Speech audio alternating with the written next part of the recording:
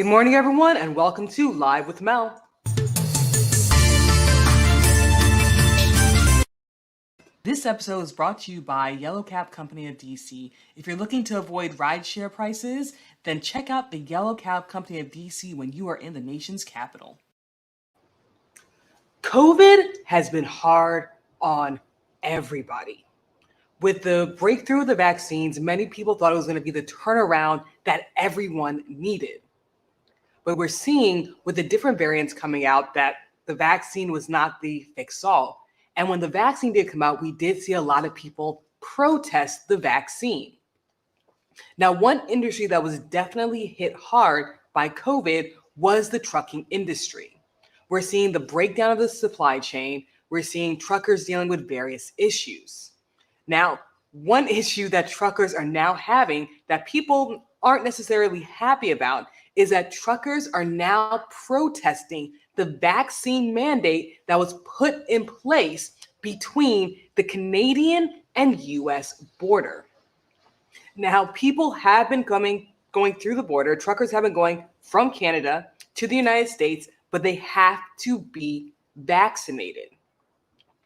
Now, Prime Minister Trudeau put in place on January 15th a vaccine mandate for all truckers. Truckers who were crossing the border from Canada to the United States back and forth had to be vaccinated. And if they weren't vaccinated, then they have to quarantine once they enter Canada.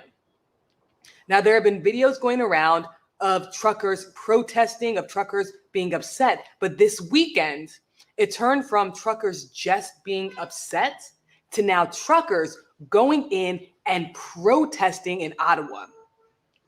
Thousands of truckers and their supporters made their way to downtown Ottawa in order to protest the vaccine mandate that was put in place. But now we're seeing that the protesters that are there are taking it a step further. They not only want to protest and end the vaccine mandate that was put in place for truckers, but now they want to protest and they're trying to end vaccine mandates altogether. Now, it's being reported that the majority of truckers in the area are peaceful. They're remaining peaceful. They're in a situation where they're just protesting what they want, even though the general public does not agree with them.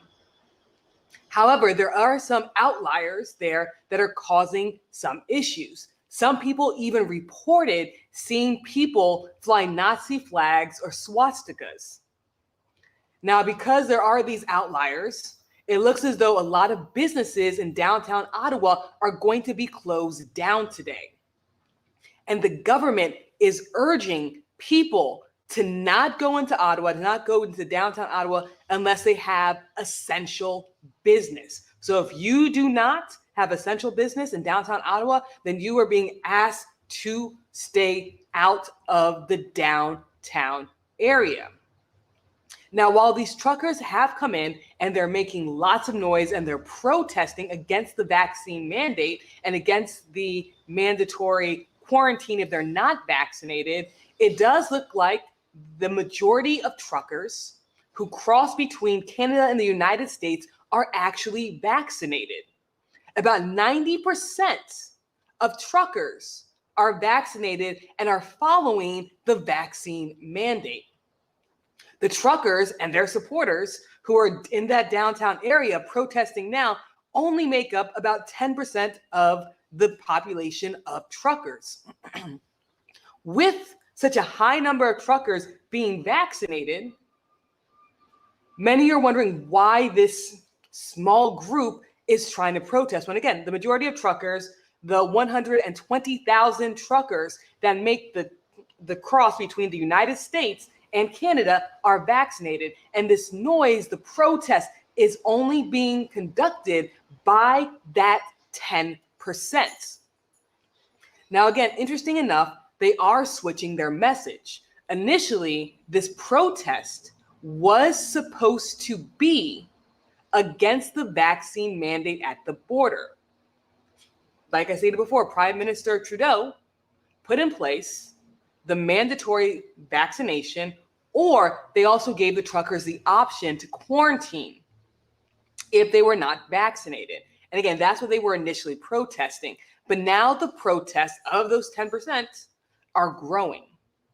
Their new grievance is they want to ensure that there's a choice, that they believe that there shouldn't be any type of vaccine mandate put in place in the country. Now, Saturday was a big day for the protest. They had thousands of people there protesting the mandate.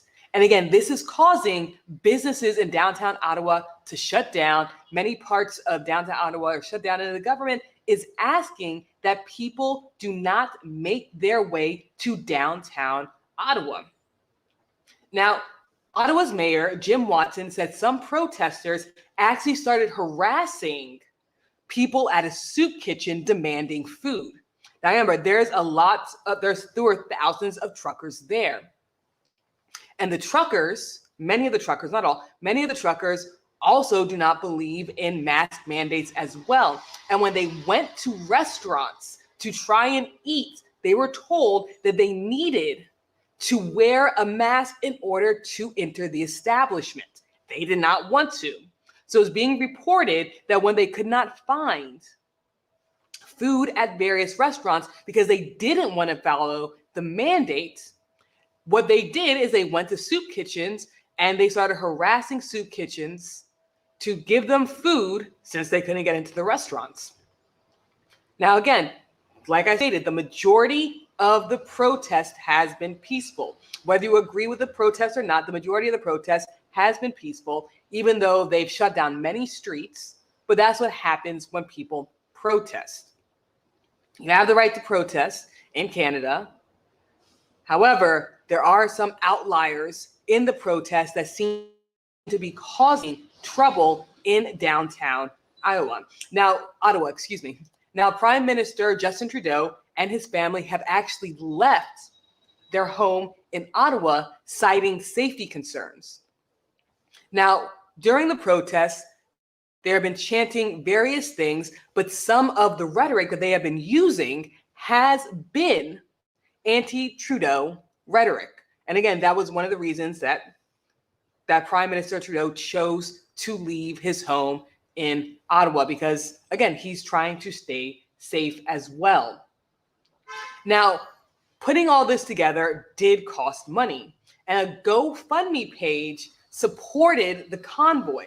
They raised about 9 million Canadian, or about 7 million American dollars. So money was raised to support this massive protest that's taking place, to support the convoy that is there in Ottawa.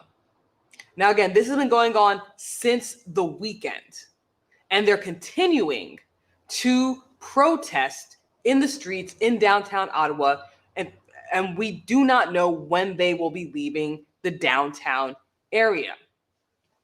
Now, people have been coming out and stating things. One of the truckers, Stephen Pendernis, an unvaccinated 20-year-old truck driver from Ontario, said he was protesting for all Canadians, not just his fellow drivers. He said, it's actually for every single person, everybody on the road. It's all about your free choice. The sentiment is growing. Many people, and again, I'm saying many people, but it is still such a small percentage. But the protesters downtown want, their message has changed. It's not just about truck drivers anymore. It's not just about the truck drivers having to quarantine after they enter into Canada. They are now taking their grievances and they're making it bigger. They're shifting it to eliminate all vaccine mandates. And again, they're trying to say that it is the freedom of choice. But it does look as though the majority of truck drivers do not agree with the protests, and they do support the vaccine mandates. Of the 120,000 cross-border truck drivers, 90% of those truck drivers are vaccinated. They're complying. They are supporting these measures. They're continuing on with their jobs, and they're trying to make a livelihood. The truck drivers who are making the noise, who are protesting, who are trying to fight back, again, only make up 10% of the truck drivers that drive cross border, that go back and forth. Now, while they're saying it is a vaccine mandate, they are giving truck drivers the opportunity to not be vaccinated. Essentially, if the truck drivers are not vaccinated, they're requiring the truck drivers to quarantine. So if truck drivers do not support the vaccine, they do not want to get vaccinated for whatever reason, they still have the opportunity to drive back and forth across the border. It's not stopping them from working. It's not stopping them from bringing their truck, their load across the border. They still have the opportunity to work. Essentially, what happens is they have to quarantine. So once they cross into Canada and they show that they're not vaccinated, they have to quarantine. The Border Patrol gives them the at-home test and tells them that they have to take it at the beginning of the quarantine and at the end of the quarantine. And from there, they just have to stay quarantined until their days are over. And then let's go ahead and go to the comments. Joanna says, I do not understand why they want this vaccine to be mandated for these truckers. Yes, I agree. You should continue to wear your mask, wash hands, etc. until we get this COVID under control. These past 3 months, almost everyone we know have gotten COVID Omicron, whether they were vaccinated or not. Sean says, these protesters will leave Ottawa in due course, but they're not going away. They spent the better part of a week being feted as heroes by conservative politicians and commentators. The economic clash with the health clash will only increase. Governments have no plan to overcome the economic concerns of creating health emergencies that impact certain industries. And that is true. And the one thing is, and so I'm going to talk about both of these comments. I'll go to Sean's first, is they're not going anywhere. And even when they do leave the city, even when they do leave downtown, they're still the minority. Remember, they are the minority, but they are making the majority of the noise. They are protesting. They're being called heroes, exactly like what Sean stated. Conservative politicians and conservative news commentators are celebrating what they're doing. And because of that celebration, they're going to continue what they're doing. Once they move on from Ottawa, they'll go other places and they'll continue to protest and cause noise. Now, responding to Joanna's comment, many governments are trying to put the vaccine mandates in place because of the hospital systems. Now, when we look at the bigger data, I know a lot of times people are saying, but I knew a friend that was vaccinated that ended up in the hospital. When we look at the large data, what we're seeing is if you are vaccinated, you are less likely to require spending time in the hospital. If you're vaccinated, you're less likely to require a ventilator. And if you're vaccinated, you are less likely to pass away from COVID-19, including the Omicron variant. Now, because of this, the vaccine mandates are being put in place in order to help the hospital systems. When we go into lockdowns, if you remember the various lockdowns that we had across the globe, Canada, United States, elsewhere, cities, counties, municipalities, provinces went into lockdown when their hospitals were at capacity. And essentially, vaccine mandates are put in place at the moment to stop places from going into lockdown. As long as they can keep people out of the hospital, then cities, states, provinces, municipalities, districts, counties will not have to go into lockdowns. Lockdowns only occur when the hospitals are overwhelmed and there's not enough beds, which then causes the death toll to rise as well. Pigeon Patrol says, is it live? Yes, it is live. Thank you so much for tuning in. Pigeon Patrol says, tell them. Let's go to that next comment. And then preach. So yes, it is live. Thank you so much for tuning in. Now, right now, everything that's going on in Ottawa is going to continue to go on.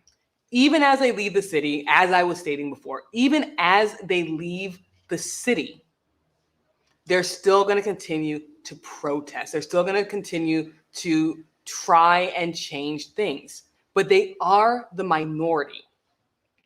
The majority of truck drivers are being compliant. 90% compliance. But this minority, they're being called heroes by conservative media. They're being called heroes. They're being celebrated. But at the end of the day, their celebration could allow COVID-19 to linger even longer. When the vaccine came out, many people did believe this was going to be the thing that stops COVID. But with the vaccine rollout, because we weren't able to reach herd immunity with the vaccine rollout, because the majority of the population, because we're at still such low numbers, the vaccine didn't do exactly what we needed the vaccine to do. But it still keeps people safe.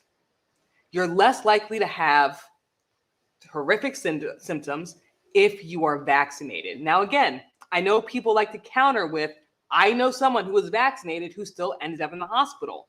And I agree. I know people who are vaccinated that still end up in the hospital. But we can't look at individuals that we know. We have to look at the bigger data. When we see all of the data, we do know that the vaccines are keeping people out of the hospital, keeping people from dying, and keeping people from clogging the hospital systems. Now, at the end of the day, most people want to avoid a lockdown. And I want to avoid lockdowns as well. And the way to do that is to keep people out of the hospital.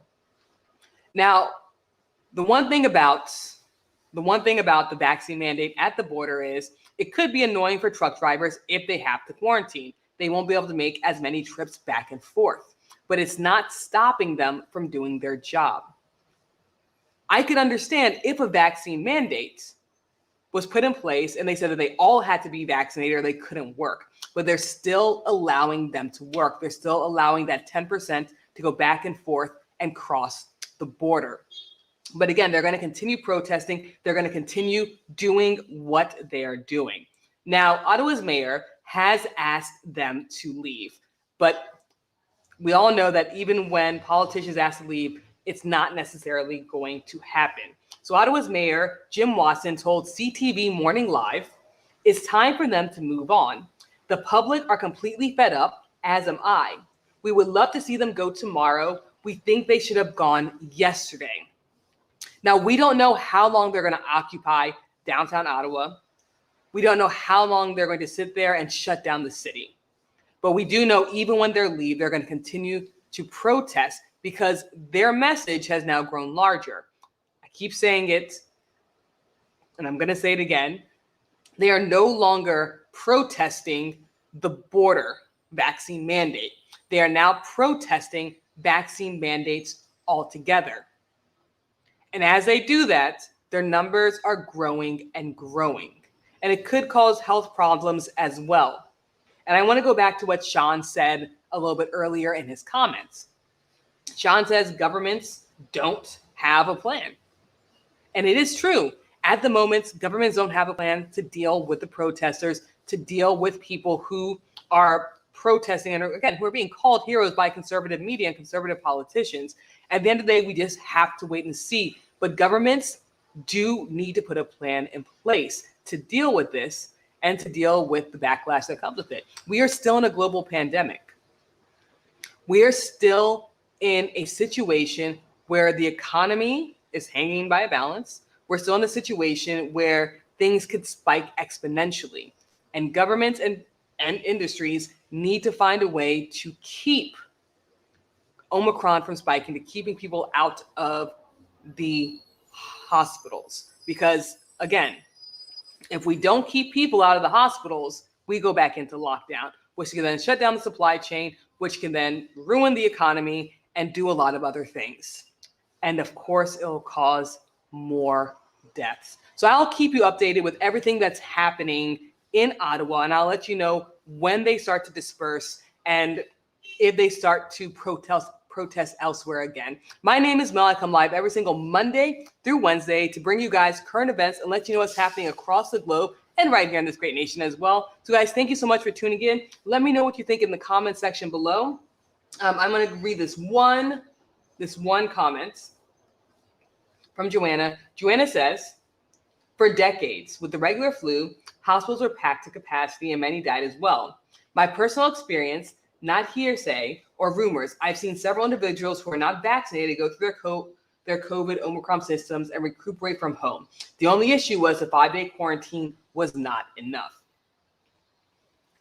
And I can tell you the same thing. I know people that happened to, but when we're looking at policy, when we're looking at mandates, when we're looking at things of those nature, it can't just be 1 or 2 people here, maybe 10 people here. We have to look at the larger amount of data that's being put out.